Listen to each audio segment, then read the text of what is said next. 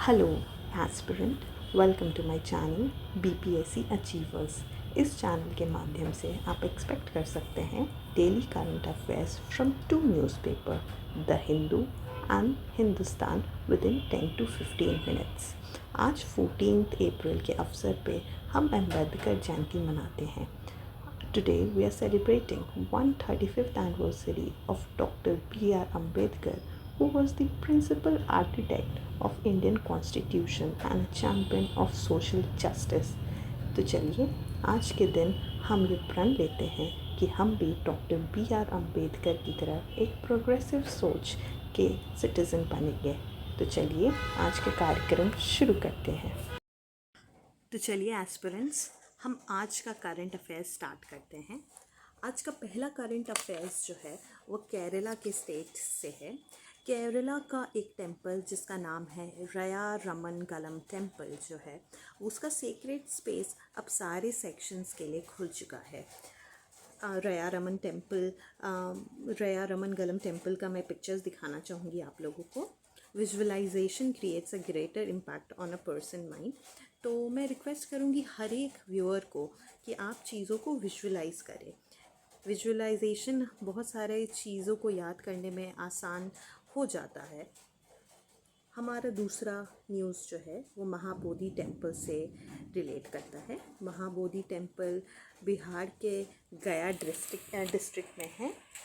ये अभी न्यूज़ में इसीलिए है क्योंकि फरवरी के महीने से यहाँ एक प्रोटेस्ट चल रहा है। जो प्रोटेस्ट है वो AIBF के द्वारा चलाया जा रहा है और ये लोग जो है एक एक्ट का रिपील मांग रहे हैं जिसका नाम है बोध गया टेम्पल एक्ट। हालांकि हम लोगों को प्रोटेस्ट में ज़्यादा ना जाके हमें महाबोधि टेम्पल से एसोसिएटेड फैक्ट्स के बारे में जानना चाहिए। ये इससे रिलेटेड फैक्ट्स जो हैं वो प्रीलिम्स पॉइंट ऑफ व्यू से बहुत ही इम्पोर्टेंट है।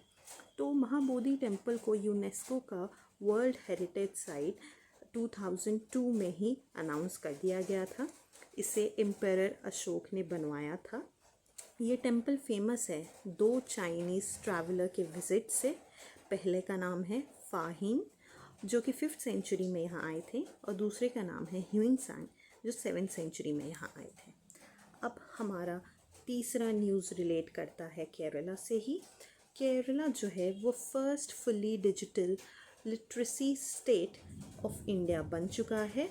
यह जो अचीवमेंट है केरला का, this is a huge achievement और ये अचीवमेंट केरला का national digital literacy mission of India को भी प्रमोट करता है। वी विल विश कि बिहार भी एक दिन फुल्ली डिजिटल लिटरेट स्टेट बन जाए। तो ये केरला जो स्टेट है ये इम्पोर्टेंट हो जाता है इसलिए। दूसरा जो न्यूज़ है हमारा वो भी केरला से ही रिलेटेड है।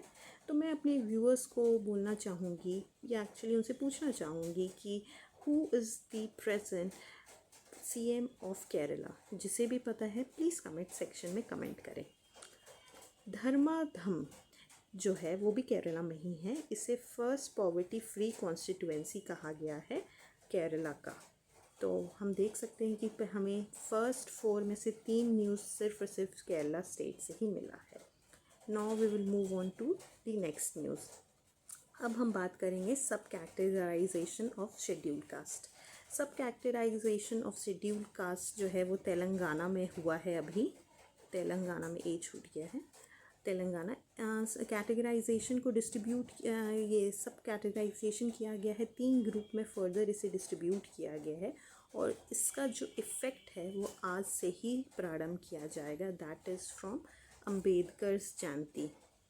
Okay, that is from Ambedkar Jayanti. This also becomes an important point for prelims. हमारा अगला न्यूज़ है इंटरनेशनल न्यूज़ है। ये रशिया ने कीव जो कि यूक्रेन में है, यहाँ के एक इंडियन फार्मा फर्म जिसका नाम है कुसुम हेल्थ केयर, इस पे अटैक किया है और यह न्यूज़ यूक्रेन के एक्सटर्नल मिनिस्ट्री ने कंफर्म किया है। So this becomes an important news because अक्सर देखा जाता है कि इंटरनेशनल रिलेशन से या इंटरनेशनल न्यूज़ बहुत पूछा जाता है प्रीलिम्स में। 69 या 67 BPSC में एक क्वेश्चन आया था कि who was the last one to be evacuated from that particular mission. I am not remembering the exact question but इसी टाइप का कुछ क्वेश्चन था। तो यहाँ जो कुसुम हेल्थ केयर है ये एक इम्पॉर्टेंट नाम बन जाता है हमारे प्रीलिम्स के लिए। आगे चलते हैं।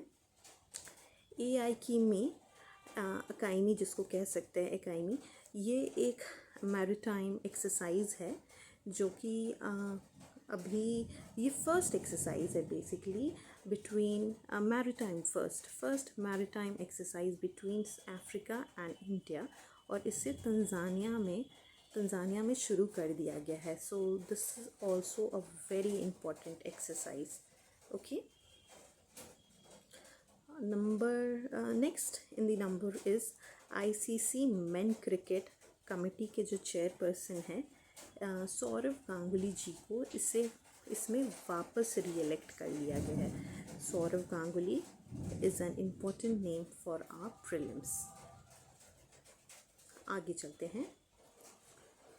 क्योंकि आज हमारा वर्ल्ड इक्वालिटी डे है, अंबेडकर जयंती का दिन है, तो मुझे ये लगा कि हमें ये ज़रूर जानना चाहिए कि बिहार के एससी और एसटी वेलफेयर मिनिस्टर कौन है। 2022 में एक क्वेश्चन आया था, सीडीपीओ का क्वेश्चन था ये कि who is the Panchayati Raj minister of Bihar.